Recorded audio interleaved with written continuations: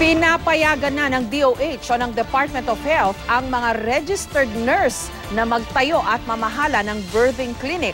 Tiwala naman ng Philippine Nurses Association na may sapat na training ang mga nurse para rito. Solusyon din daw ito sa kakulangan ng trabaho para sa mga nurse sa Pilipinas. May report si Tina Panganiban Perez.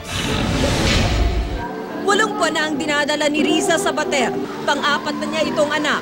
Tiwala raw siya sa kalingang binibigay sa kanya ng kanyang doktor. Nang tanungin kung ipagkakatiwala ba niya ang pangangalaga sa kanya sa isang nurse, mabilis siyang sumagot. Mga normal delivery siguro pwede. Pero pag mga complicated na, parang hindi siya maganda. Pero ang Department of Health, pinapayagan ng mga nurse na magmay-ari, mag-operate at mga siwa ng mga birthing clinic.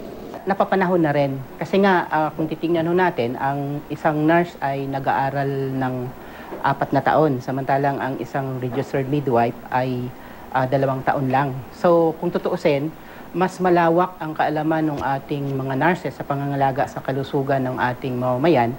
Ang hakbang na ito ay sagot sa problema ng kawalan ng trabaho ng maraming nurse ngayon. Sa ngayon may tinatayang 800,000 nurse sa Pilipinas. Ayon sa PNA, 300,000 lang sa kanila ang nagtatrabaho bilang nurse. 85% sa kanila nasa abroad. Mas malaki kasi ang sahod doon. Sa Amerika at Canada, kumikita ng 120,000 pesos kada buwan ang isang nurse. Dito, sabi ng batas, halos 25,000 pesos dapat ang sahuri ng isang bagong nurse. Pero ayon sa Philippine Nurses Association, di ito nasusunod. 300,000 naman ang mga nurse na may trabaho nga, di naman konektado sa kanilang pinag-aralan ang kanilang pinagkakakitaan, gaya ng mga nasa call center. 200,000 naman ang walang anumang trabaho. Para mabigyan ng trabaho ang mga nurse, maliban sa birthing clinic, ine-engganyo rin ng mga nurse na magtayo ng mga clinic kung saan pwedeng magpakonsulta ang publiko.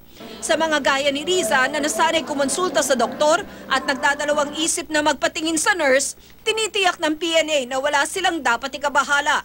Mayroon naman tayong regulatory board, ay lahat na papasok dito ay nasala po yan at sinisigurado natin na sila ay may kapabilidad na magtingin ng maayos sa ating panganganak. Sa ngayon, ayon kay Ebesate, inihahanda ng Board of Nursing ang guidelines para sa mga nurse na magpapatakbo ng mga birthing clinic. Inaasahang ilalabas ang guidelines sa loob ng taong ito. Tina Panganiban Perez, GMA News.